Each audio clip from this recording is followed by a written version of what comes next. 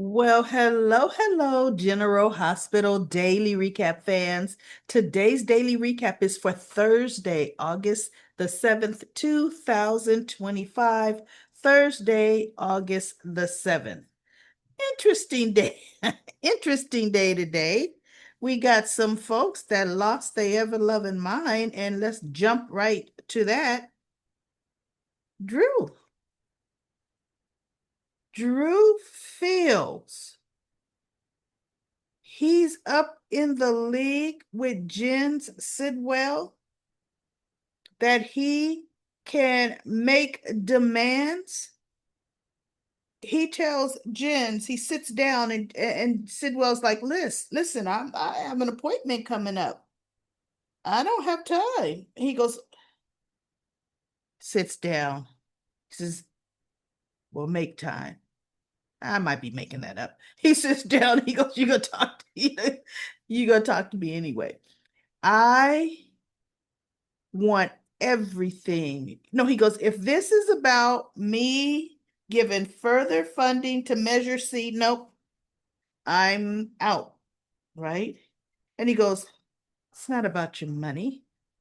I want everything you have on Sunny Corinthos. And Jens looks at him and says, excuse me, but I don't have anything on Sunny Corinthos. And I don't want to make him mad. He goes, no, I want to stay on his good side. Andrew says, oh, you're misunderstanding. This is not a request. This is a demand, pretty much, because if you don't give me what I want, then I'm going to make your life here in Port Charles very difficult. Jens has this look. See, every so often he gets this, I'm gonna have you killed look on his face. He looks at Drew and he says, well, that sounds like a threat. And Drew says, it's a promise. He says, listen, I understand you're upset at Michael Corinthos. You're upset about that, you know? And so you feel, look, I'm going to go after the father to get to the son. That's what Jens tells Drew. He said, however, that's not going to work, you know? And Drew says, Willow's kids were stolen from her. And I'm going to get them back. And Jen says, you know what? That is unfortunate. However, that has nothing to do with me. Nothing. And I'm not going to get into that. So Lucy comes walking up. Well, hey, Jens. Congressman Kane, fancy seeing you here. And Jen stands up when Lucy walks up. So now Drew stands up. And Jens is all smile. You know how he gets all kind of comedic. Lucy Cove. And Drew just looked at Sidwell and he says, hi, Lucy. He says, I see the events, what happened at the chapel didn't make any of the major tabloid outlets. I know I have you to thank for that. And she says, look, privacy is key with me. And I thought, gag you, Lucy. I'm surprised you were able to say that, for one, with a straight face, and for two, without choking. Right? Miss Blabbermouth on everything. Privacy is key with you. So anyway, Drew looks at Sidwell.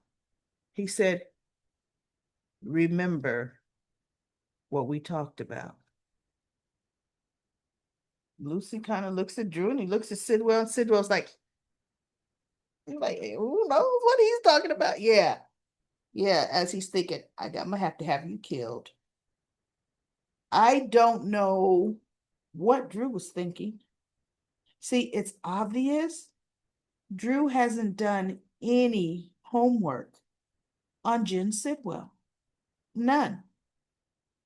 No matter what big league Drew thinks he's in, because he's a new congressman, he's still not mob boss level, idiot, right? Your little scout could be in jeopardy. Stupid. But see, you don't know the players, nor do you really, honestly, obviously know Sonny, which is interesting because when he thought he was Jason, he worked for Sonny. He knows what Sonny would do. That's what's interesting to me. But he must not still have Jason's memories because you busy running around telling everybody, I want information on Sonny Corinthos. I want Sonny Corinthos. Why don't you dig into that big old skull of yours there? Boom, boom. You've got the information, Drew, in your head. You've got Jason's memories. Why don't you go back and give the police some information on some of them crimes? Why don't you do that? Because, see, bottom line, you're going to be remembering what your brother did too. You could send them both up the river. But see, that part of soap history, the writers don't know. See, these new writers don't know that, really. And for the sake of the way they want to keep this direction going, they don't want us to remember that either. Okay. Now, Laura talks to Jordan and she asks George, she says, okay, Jordan, what you got on Jen Sidwell? Laura, I've got nothing. And Laura says, wait a minute, really? We both know Jen Sidwell is as dirty as they come.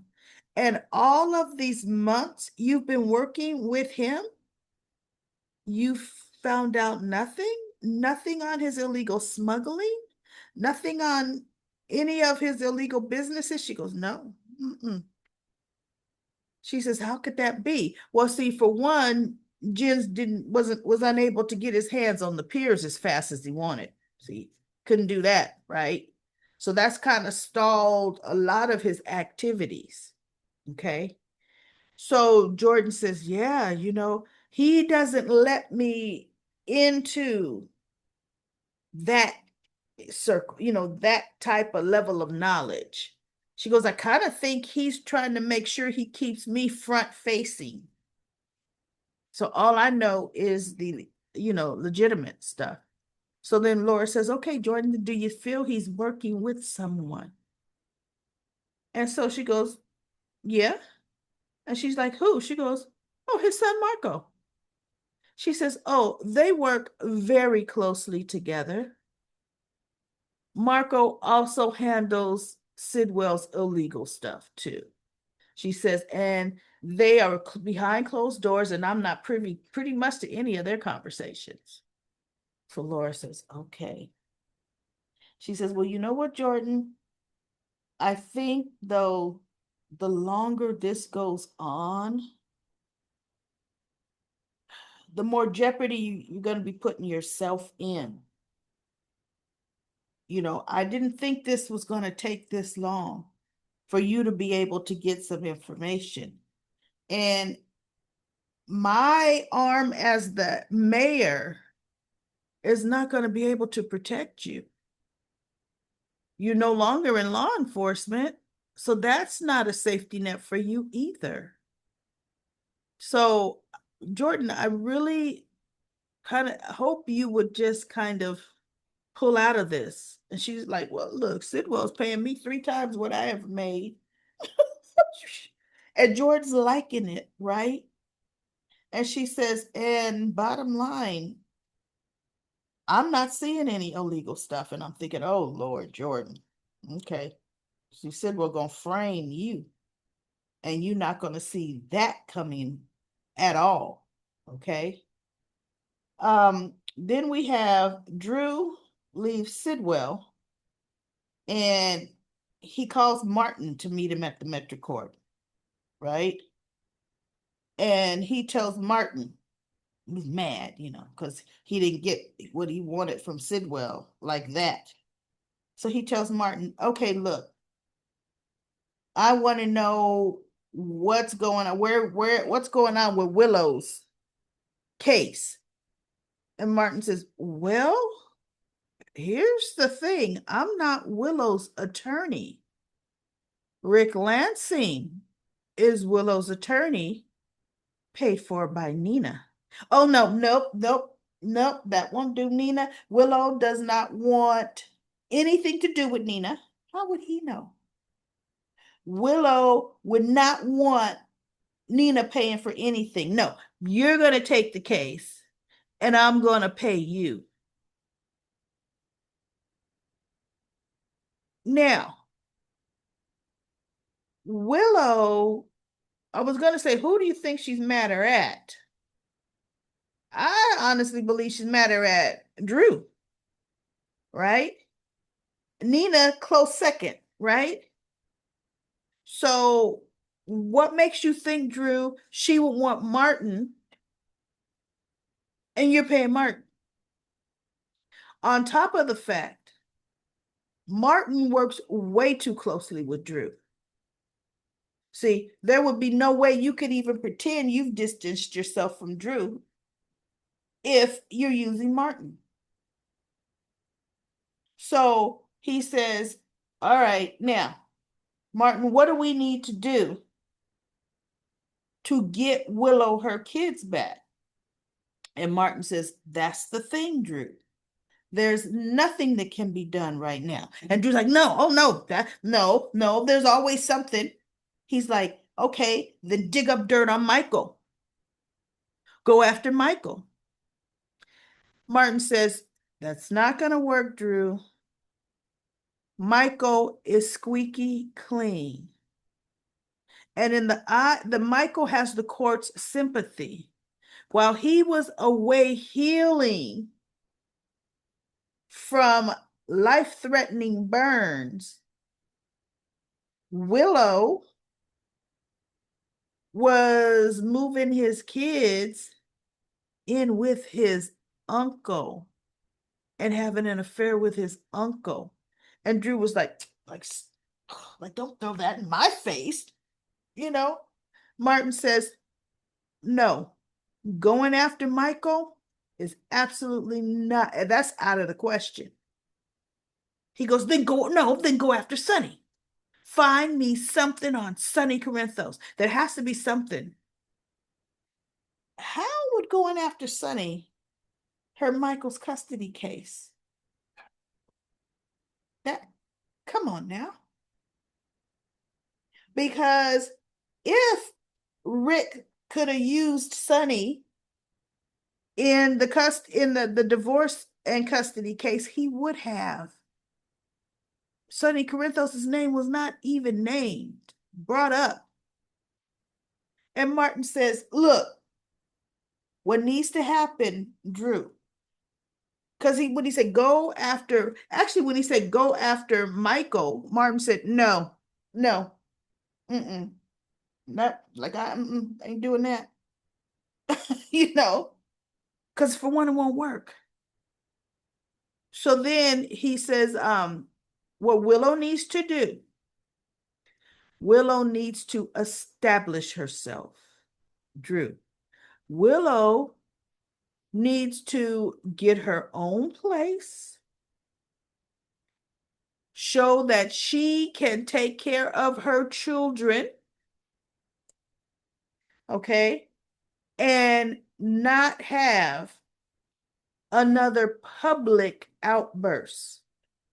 Because it's her public outbursts that have, he says, the outbursts in the courtroom, from what I'm hearing, Oh, that was the most damaging for her. But see, even though the judge had already decided, right? But that outburst was letting her like, oh, shoot, I'm gonna have to remember this when I do custody, not custody, yeah, custody visitation on the kids, because Michael has custody. And then Willow, they got footage of the other outbursts at Carly's house, so Willow has done enough. Okay. And then I can't wait for other outbursts to happen, other things to come out about Willow. So Drew's like, no. He goes, he goes, I'm gonna get Willow's kids back for her. And Martin says, you know what, Drew? You need to step back. You need to. And Drew says, no, no. I want Willow to know just how much I love her and that I will go to any lengths to get her kids back. And Martin just looked at him because, see, every single thing Willow did that the judge cited that contributed to her losing her kids was Drew's idea, was all Drew's doing. So you better step off and stay out, step back, because you are a horrible person, right? So he told Martin, he goes, what did he tell Martin? No, you're going to take over Willow's case. And Martin's like, hey, if that's what she wants, of course I would, because Martin wants billable hours. But see, that's just the thing. What's going to make Willow leave Rick as her attorney to go to Martin? We'll see. She'd be an idiot. What she is one. So she just might go for that. Right? She just might. Now, on a turn of events, Rick has a meeting with Martin at the Metrocourt bar. These folks can't do nothing in private. Hiram Martin as his counsel. Said he wants Martin, as his legal representation because he's getting ready to dissolve a partnership with Ava Jerome. He's going to distance himself from her. And it needs to all be done quiet. He says Ava's not to know nothing until the very last minute. And Martin says, well, you got to know, look, my retainer has just went up. And he's thinking, because you got the money, right? And then when the scene came back, he goes, okay, then I'm your attorney because you've already paid me my retainer, right? So look, we got Ava already beat with Alexis doing her thing. Alexis was telling Christina before Molly got there that what Ava says she's going to do, and Christina says, well, I hope she does exactly what she says she's going to do, Mom, because Ava lies. Yeah, Ava does lie, Alexis, because once you transfer that money, it's gone. So Ava is subject to look at you and say, you know what? Holding the key up in front of your face. I know I said that was it, but one more thing. Yeah, that's Ava for you. So we shall see. Molly comes, they talk. Lexi says we need to do more for Scout. So they came up with the plan, but we didn't know what they wanted to do. But the girls, not the young ladies were in, Christina and Molly. They said, but you gotta get Drew to approve it. And so Christina's like, well, there he is over there. It seems like his conversation with Martin's pretty heated, or intense. Why don't you ask him? He goes, well, she says, well, it's going to take some groveling, and I don't want you two to be witness to it. And so Molly said, you want to go to the pool, Christina? So Christina said, you know what? Yeah, but let me go up ahead of you to see if I can get us a table. Christina goes up. Ava ran into Rick at GH and she invited him to the pool. And he was saying, oh, look, I wish I could. He's busy around getting all these folks at GH that are going to speak on Willow's behalf as a character witness for her. Not a one of them seen her mother her kids, but we I guess they're gonna say she's a good worker. She's a good nurse. And so Elizabeth was trying to think of more names, and that's when Elizabeth walked away. Ava walks up, and Rick says, "Oh, you know what? I wish I could, but I have to start working on Willow's defense. I'm got to get some of the paperwork in order." And Ava says, okay, well, we haven't seen much of each other. He goes, yeah, I know. Kind of miss you. She goes, I miss you too. So they got kind of close. And here they're just about to kiss. And uh, Elizabeth says, Rick, I've got some great news. And he looked this close to Ava. Huh, Elizabeth? Ava's left there like this. And he's Elizabeth. So she looks and she goes, Deanna says she's going to be testify on Willow's behalf. And he goes, that's great. Can you think of any other people? And Ava just looks. So she walks away, pissed off. She texts Cody, are you busy? Where are you? Whatever. And anyway, he agrees to meet her at the pool. So he meets her at the pool. And there's both leaning back on the chase. And she goes, oh, it's so hot.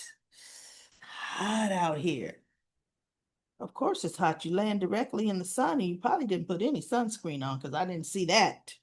Right? So she says, ooh, can you hand me my ice water? Because the table's on his side. So he gets her ice water and gives it to her. She takes the ice out and she's like, ooh, that feels so good. And he's looking, and then she takes the ice. Oh, yeah. And he's like, yeah, that looks good too. So she goes, would you like to try it? And he goes, no, no, that seems to be cold. And she goes, no, come here. Let me help you. So she puts some ice on Cody. And he's leaning in and he goes, that does feel interesting. And he goes, the last time I got this close to you, you slapped me and pushed me away. Now Christina saw them getting closer, so she's like, whoop, whoop, can't let Molly come up here and ruin this. So she goes back down and Molly says, oh, I thought you were getting us a table. She said, look, Balls, there's some rowdy, obnoxious teenagers up there. We don't want to be up there. Let's go to the lake instead. And she's like, oh, yeah, okay, cool with that. So Christina gets Molly out there. And now as Cody is close to Ava, when she said, I was this close before you slapped and pushed me away, she goes, well, sometimes you got to take a chance. And he's like, oh, okay. So of course he leans in and they kiss. So Cody, check one for Cody. He's making some headway. And then let's see, the last thing that I have. Oh, Alexis goes over to Drew. And because she goes says, excuse me, Martin, can I speak to Drew for a minute? Martin's like, sure. So he goes over to the bar. And she says, listen, I just wanted to speak to you real quick that Scout loves her dance lessons, her ballet dance lessons. And he goes, yeah, I know. She goes, and Christina and Molly and we had a great idea. If we could take her on the 30th, I think she said, which is the last Saturday in August, to the ballet in New York. And Drew says, now that Scout would love that. He goes, but unfortunately, that weekend, we're going to be in Washington, D.C., looking for new schools for Scout for when we move. And Alexis just trying to keep her poker face. She's looking like, oh, so you taking my you what? Right? And he just looked at her like, yep, taking her to Washington, D.C. So we'll see what Alexis is gonna do to try to intercept that, you know. We'll see, because she's not gonna just sit and let that slide, you know, without any repercussions behind it. And we have Brooklyn talking to Sonny. I fast forwarded it because you gotta believe me, Uncle Sonny. Because she said initially when she ordered or had the information dug up, she did want Rocco to see it. She goes, because I was just, all I could have is just, I had revenge in my head against Lulu for the way she blew up my life. She intentionally did that, right? She says, but right when I had it, Uncle Sonny, I couldn't go through with it. I could not do that to Rocco. So you have to believe me, Uncle Sonny. You have to believe. I did not want Rocco to, I did not purposefully, you know, leave that so Rocco could see it. And he's like, I believe you, Brooklyn. Of course, everybody, you gotta believe me, gotta believe. Yeah, I believe you. And he told her, just like, listen, that was a definite mistake somehow with that second transfer of money coming from the wrong account. He said, because, you know, I my accountants don't make mistakes like that. So I don't know how that happened. And she goes, Uncle Sonny, I know you would never put deception in any kind of jeopardy. He goes, no, I would not. Right? I'm thinking, but it happened, right? But I don't know, was it ever verified? That's just Natalia telling you that in the ninth hour. So the last little minor thing was Anna has Outback. Emma and Gio, of course, they left, you know, they both doing their thing. Emma's tonight's Dalton's thing, and she was telling Gio, no, it's too risky for you. I need to do this by myself. And he goes, how are you going to do that, Emma? Dalton needs to see you front and center. How are you going to search his lab and be there as your cover?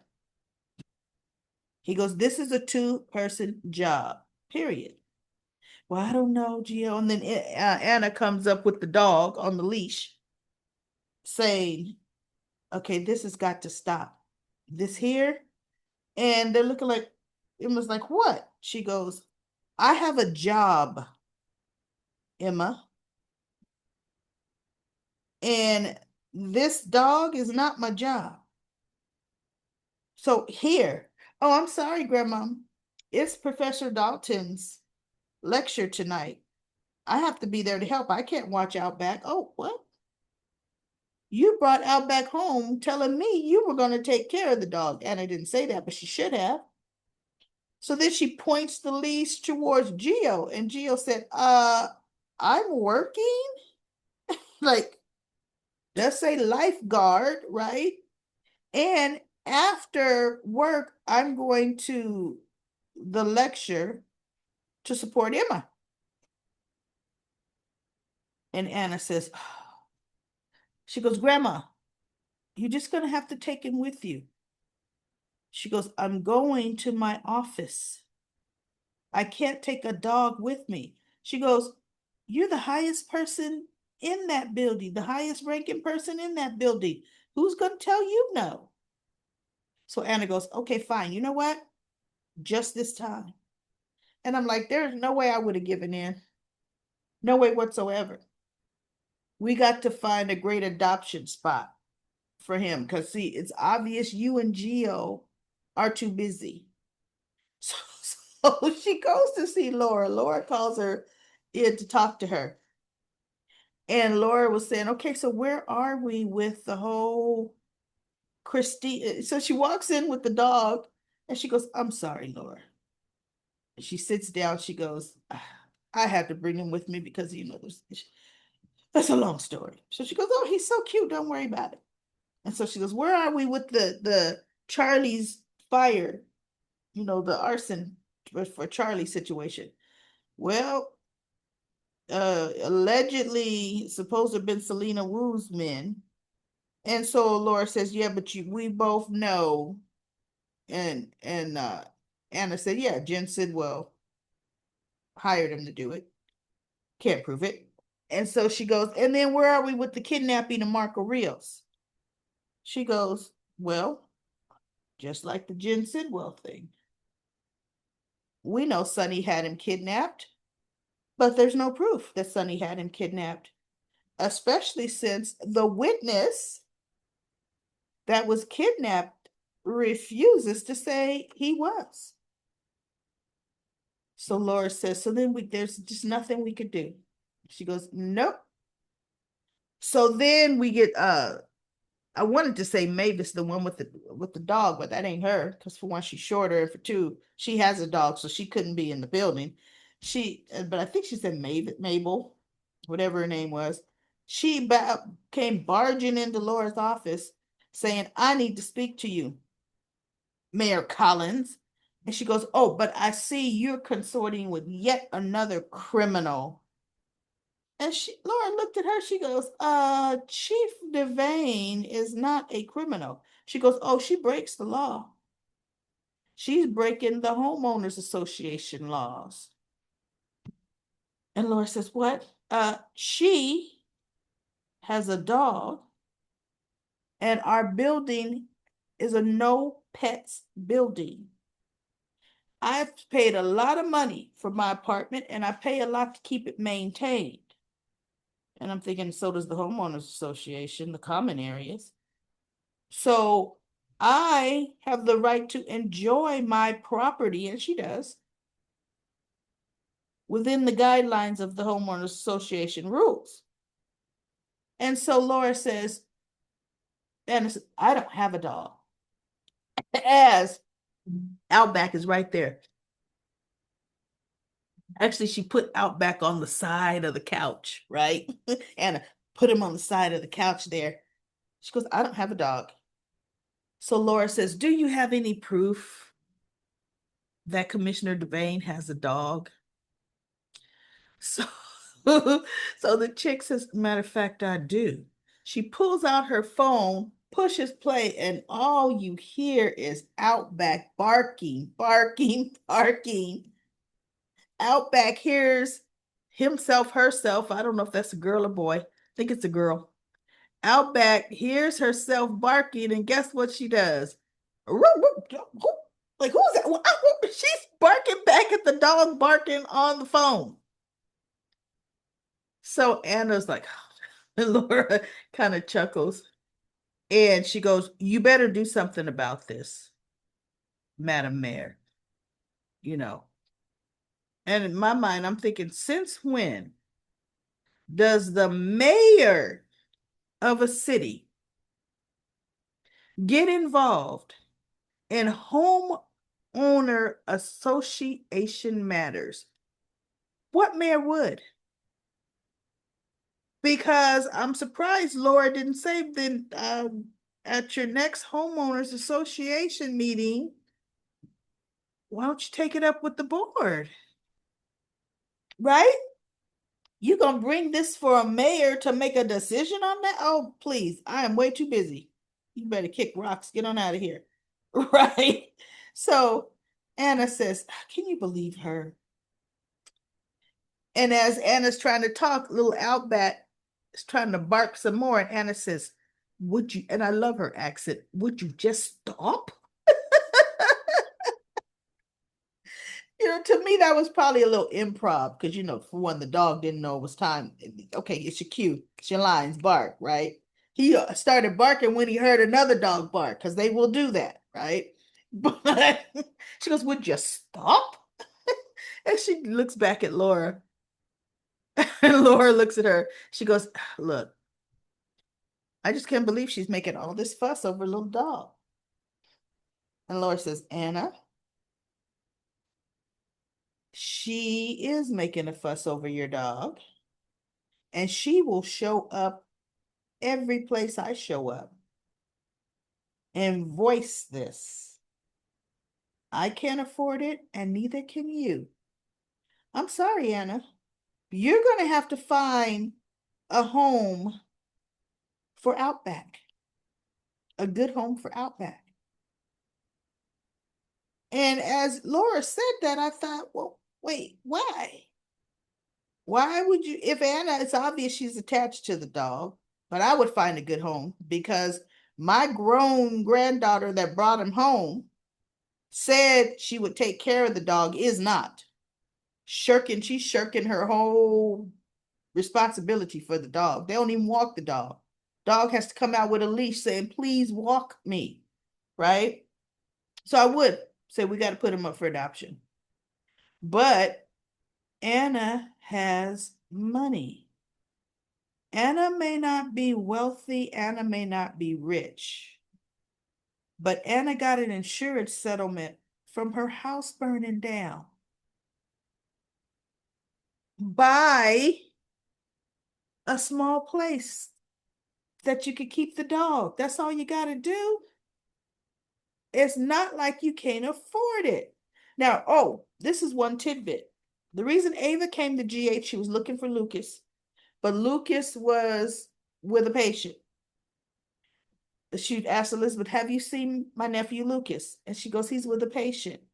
She says, I came here to give Lucas the garage door opener. Lucas has moved in with me, and I was able to get a space in the parking garage, for him, his car. And she goes, and here's the opener. So Liz says, I'll give it to him. So she goes, okay, thank you. And that's when she turned and started talking to Rick. But when Ava said that, I'm like, you're talking about a man in his 40s. You're talking about a man who's been a doctor for decades. There is no reason on this planet, he has no kids, that Lucas cannot afford a place. There's just no logical reason he can't afford an apartment. I don't get that. So you're going to move in with your unsavory Aunt Ava and her daughter, when I'm sorry, Ava's place, remember how Ava always, when she first moved in, griped about it being cracker box size? It's only a 2-bedroom. Where's Ava? Is he going to sleep on the couch? See, oh no, no, he is not. Lucas is not homeless. And Lucas has means and finances and income not to be homeless. You don't need to sleep on nobody's couch. That little apartment is not going to miraculously turn into a 3-bedroom. It really isn't. I don't get it. So that's it, everybody. That is it for today. Oh, goodness. I just want to say we had a great voice line comment corner, voice line turn up. We've had 7 messages left.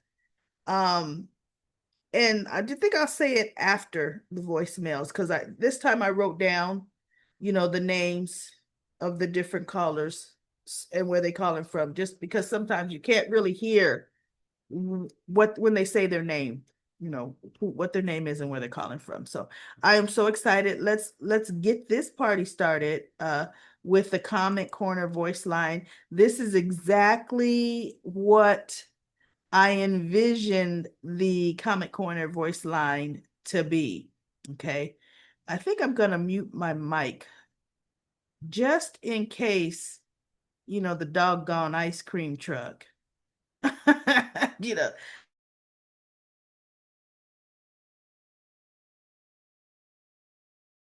I muted it as I was talking, but just in case the ice cream truck decides it's going to come by. So let's get this party started.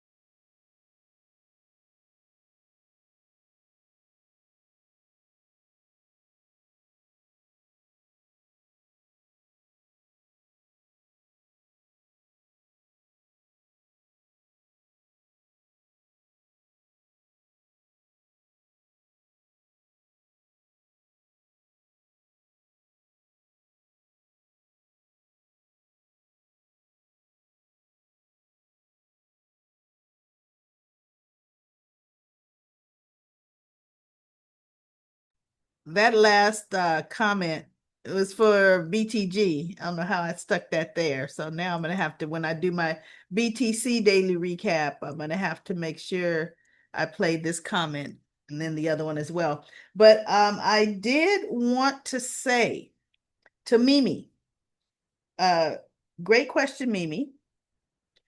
Willow gave birth to a baby boy. That baby boy was and Willow was impregnated by the cult leader Shiloh. She hid her pregnancy and ran away from the cult. So they did not know she was pregnant. Okay. So Shiloh is the or was the father of Willow's baby. Lucas and Brad adopted the baby. Willow never named him. Lucas and Brad named the baby Wiley. But then that very night that they got him, the baby died of SIDS. And this is when Nell came up with the plan because she was stealing Jonah. Nell and Michael's baby boy was named Jonah. She was stealing Jonah, trying to get out of town with Michael's baby. But what happened was her tire got a flat or something happened. And Brad was driving the baby that died, Wiley, to GH. He's crying, Nell's frantic. So Nell came up with, you know what? Then here's what we're going to do. I'm going to give you my baby because I do not want Michael to have his son. He doesn't deserve him. And I think Nell was in trouble too with the law. And so you take my baby, love him and raise him. I think she was in trouble because she was saying once she gets out of jail or something, she would come, but she didn't say, I'm going to come and take him. She was just like, you take care of my baby. So Brad is like, are you sure? She goes, yes, no, do it, do it. So he took Nell's baby and Michael's baby, Jonah, and Nell took Wiley. So when Nell she was found, got taken to GH, and Michael comes rushing in, and she gives Michael a day. You know what? Obrecht delivered that baby. Nell, Obrecht somehow had escaped captivity too. And Nell gave birth to the baby in the woods, and Obrecht delivered the baby and took off, right? So anyway, that's how the switch happened. So when Michael comes, Nell hands her this dead baby, said, it's all your fault. I want you to know what it feels like. I want you to feel the pain I feel like. Our baby's dead because of you. She did a whole big mental trip on him. So that's who the Willow's son, Wiley, that was his name that Brad and Lucas gave him. That's what happened to him. He died. And when Michael found out, when the truth finally came out, that the baby, because Lucas told, that the baby that they had was in fact Jonah, not Wiley, he gave the baby back to Michael, but Michael decided to keep the name Wiley because he had grown up with that name for a whole year, right? And so he didn't change the name. Plus, the headstone said of Willow's baby said Jonah Corinthos. So anyway, that's the story on that. So thank you so much for all of the comments. What I want to do though, I want to remind folks of the rules again. Your comment, please make it no longer than 1 minute. Now, these today went a little over a minute, but they were kind of cute. And look, we got somebody calling in from Australia. Wanted to make sure we got that in. And I actually cut just a little bit off because it was longer. But please, a minute, because I have to start just cutting it off, right? The comments off. And don't waste your minute talking about how you love the show. You love what I'm doing. don't waste your time with that part. We all know, we all hope you're calling in because you do love, the voice line, you love the daily recaps, you love Comment Corner. So thank you so much, everybody. Let's actually go to Comment Corner. And today on Comment Corner, we're going to go from the bottom up. From the bottom up. Here we go. We start. Let me get my trusty dusty timer. I'm going to do 5 minutes. We have Black Purple Turquoise says, yes, thank you, Miss Recap Lady, for today's daily recap.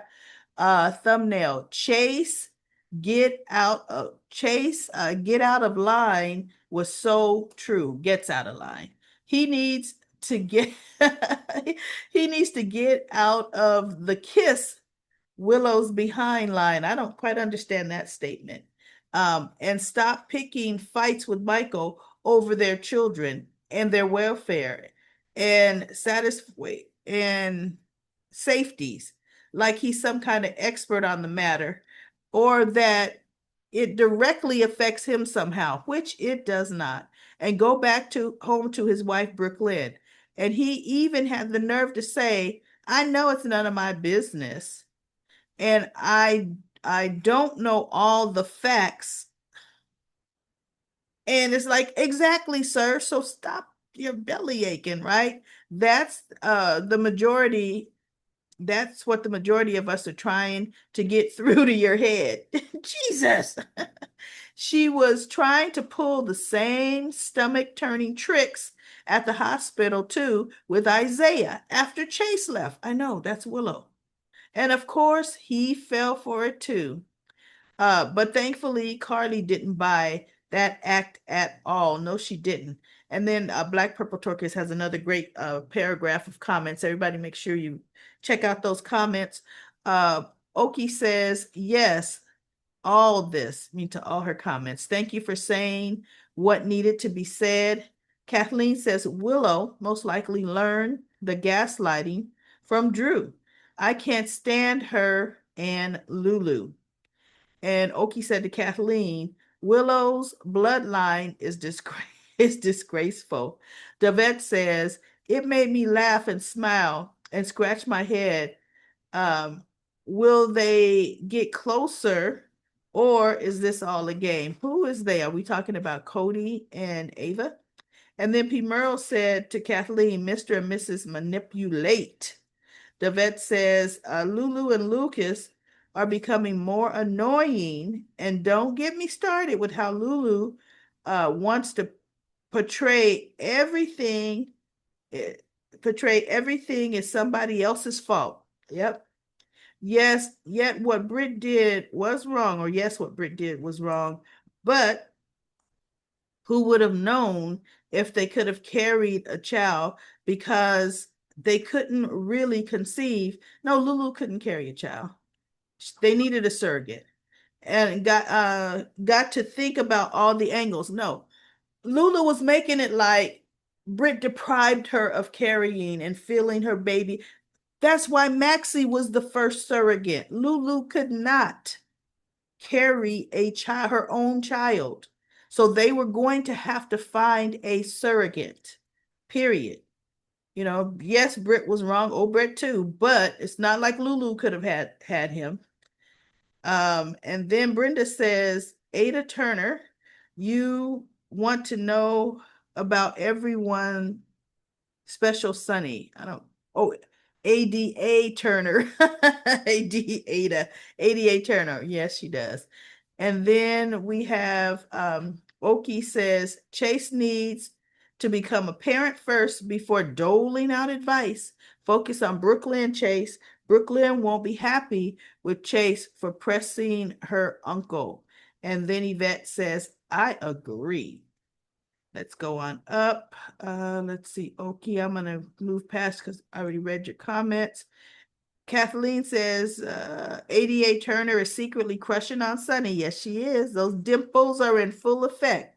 Like I'm crushing on Chris McKeon. Isn't that Brennan? He's my happy meal. To be me, he's delicious. Haha. I think that's Brennan, right? Let's see. Let me go on. I've got one more I could read. JW says, we know all soaps need an insufferable character to use as a spice for a story. That is not to lead the story, but to sprinkle in, little perks of things to perk things up sometimes. Y'all know what soaps don't need? For there to be three insufferable characters who are leading stories: Christina, Willow, Lulu. Oh my God, they're like human fire ants. They contribute nothing positive, have no ability to learn, and basically exist solely to cause pain and aggravation. Three lead characters who are, in my opinion, actually repellents, not fun to hate. What kind of creative leadership, and who's thinking that this is entertainment? Yeah, I know exactly what you're talking about there. Sometimes it gets to be a little bit too much. Well, that is it for Comment Corner. Comment Corner. Thank you, everybody, for your comments. And thank you so much for the participation in the Comment Corner voice line. I definitely would love that to grow.